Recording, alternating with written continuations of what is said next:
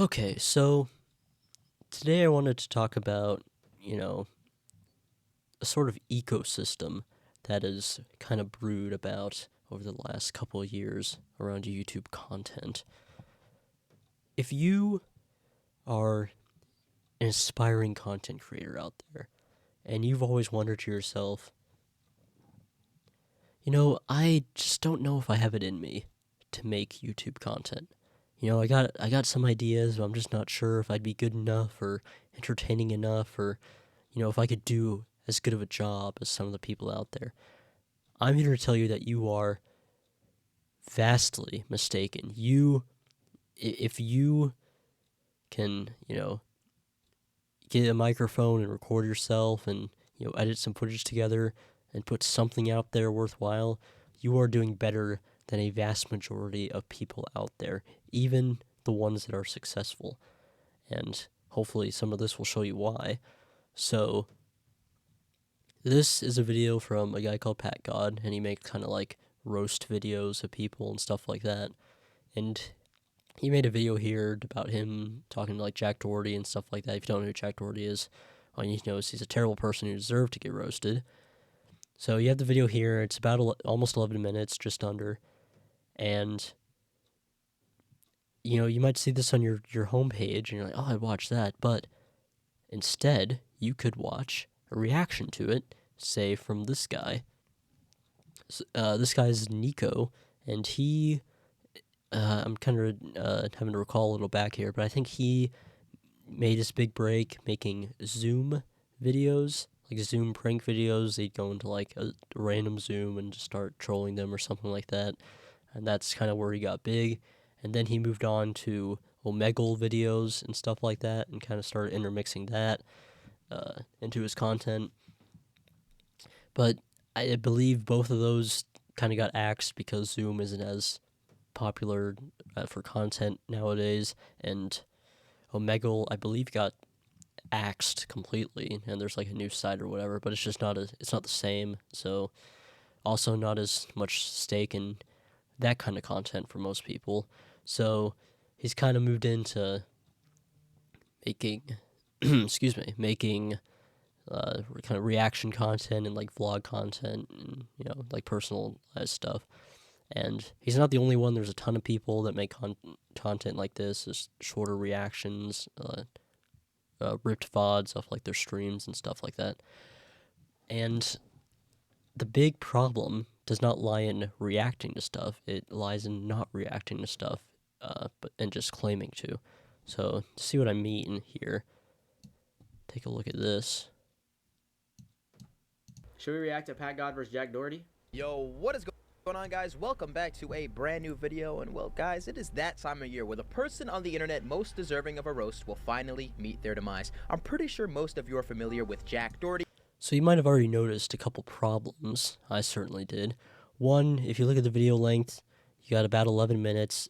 Just barely 12 seconds added to what the original video was, which, if we're being honest, is unless he makes some major edits within this video, that's just basically stealing.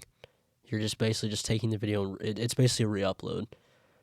And, it's possible, I'm not exactly sure, it's possible Nico and Pat God might have some sort of relationship, and Pat God gave this the okay, but even then, that just means that you re-uploaded this and didn't add anything to it, and you didn't make your own content, is the point.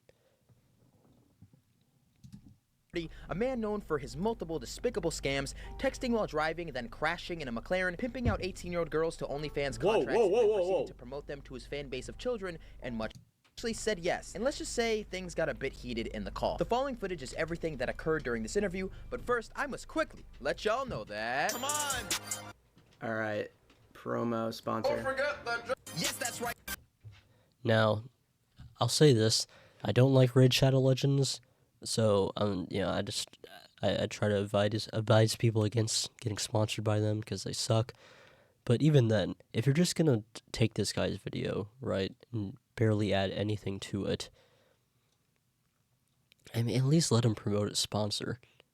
At least let him get some value out of you taking his work. Because at this point, like, what, besides exposure, which is not an argument for getting paid, besides exposure, what is he getting here that directly benefits him? What is Pat God getting from his creative work being put onto your channel?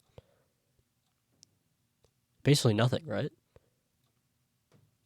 He's basically just getting, maybe some new people that haven't seen his content might see it, but you're getting all the utility out of his work and not really adding much of your own, which really sucks in my opinion.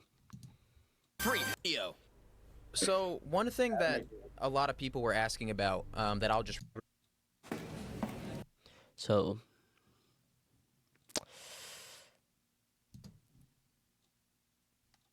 talk on that fact. Work with them, but I end up just going with a different. yeah, he just goes through. Where'd you learn that Yeah. catch?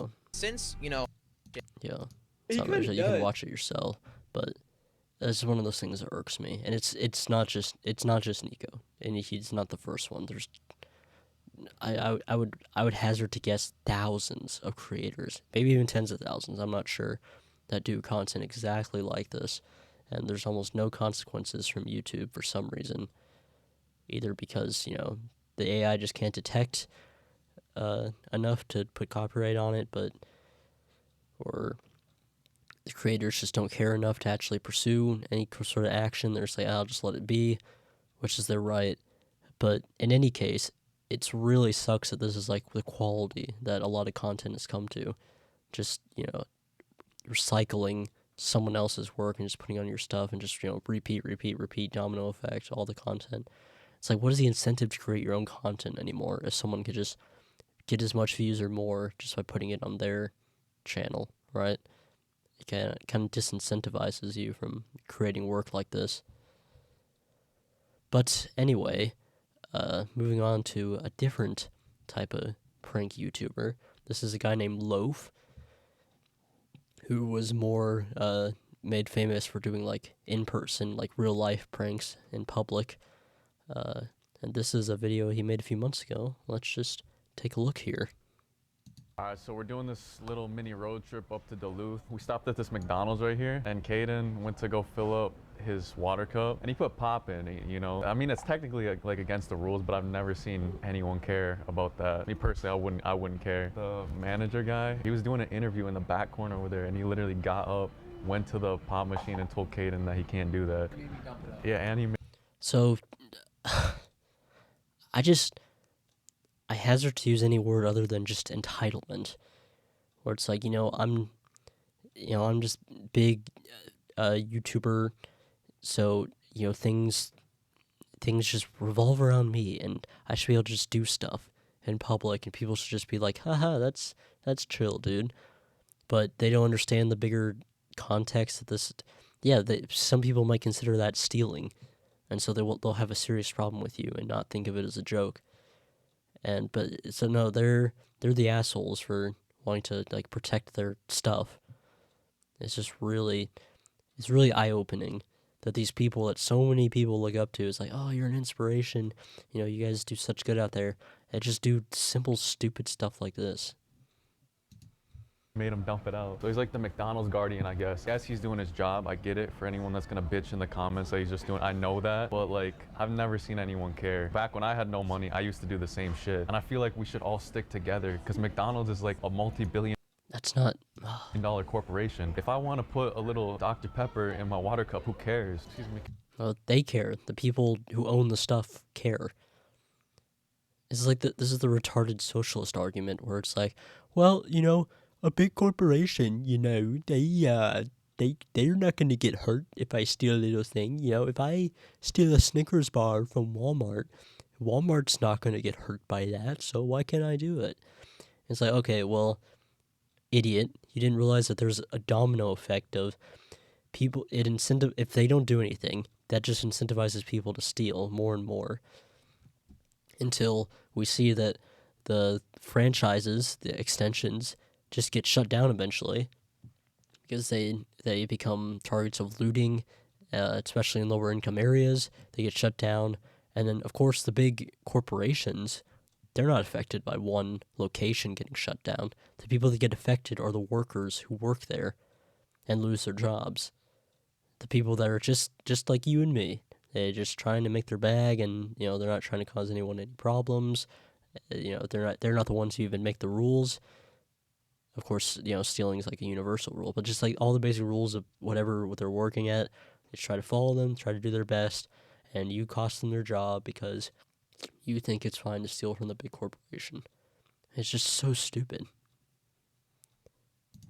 Can I get some water cups, please? Thanks.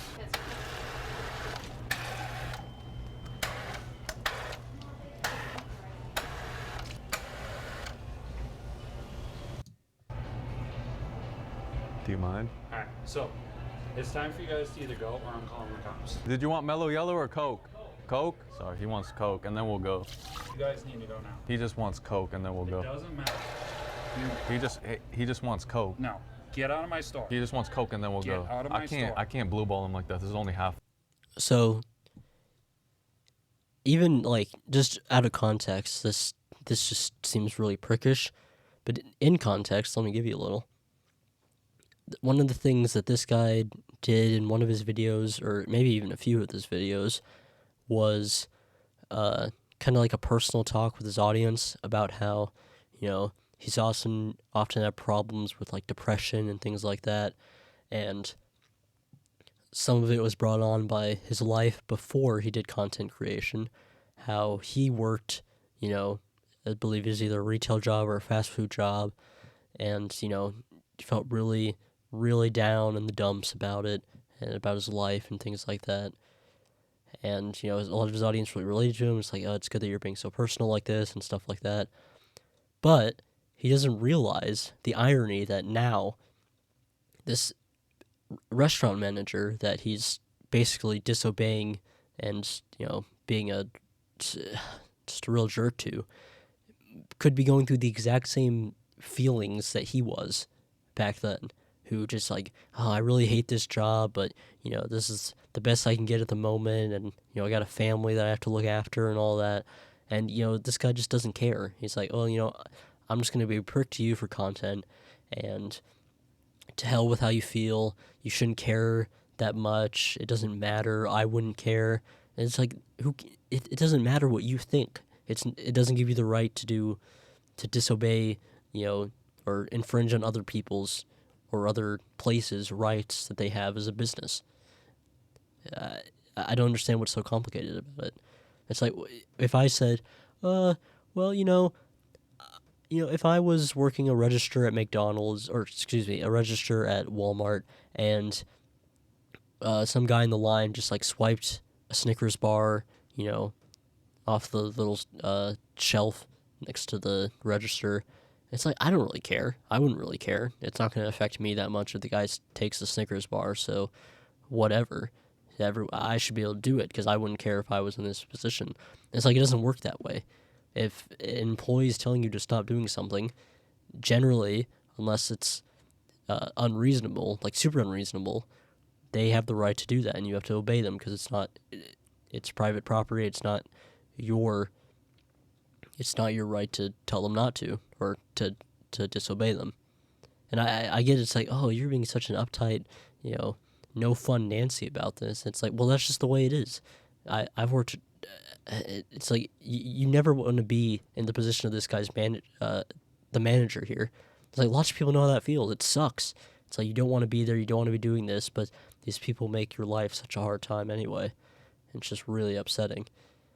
And, of course, I believe his audience, some of them had a brain and started calling him out on it. Like, it's not really cool. I like your stuff, but this other stuff's not okay. But I don't think it gets through to people like him. They just don't really care. Whatever for content, right? And, whatever for content indeed, because this sort of thing with, like, getting into, like, fights with, not really fights, but just, like, this conflict with people and getting into these sort of skirmishes, they're big view attractors for sure. I mean, take this guy, another big one in the prank section, Balin. If you look at some of the more recent stuff over the last year, a lot of it's gone from where it was mostly just on pranks and, stuff of that nature. It's like, getting into fights with people, right? Getting into, just like these drunk, going to these parties with like these drunk guys and getting them upset and getting upset with them and instigating and stuff like that. And I think people in this sphere decided, hey, it's a more lucrative deal to, people like this more on average than just like the regular pranks. They just don't do as well view wise. So we gotta maximize our profits here. So I think that's one of the main reasons for it. And overall, as an ecosystem, you'd see someone like this and you'd think, well, I mean, what are you hating on them for? It does really well. They seem to get really good views from it. It's like these are like the top ones.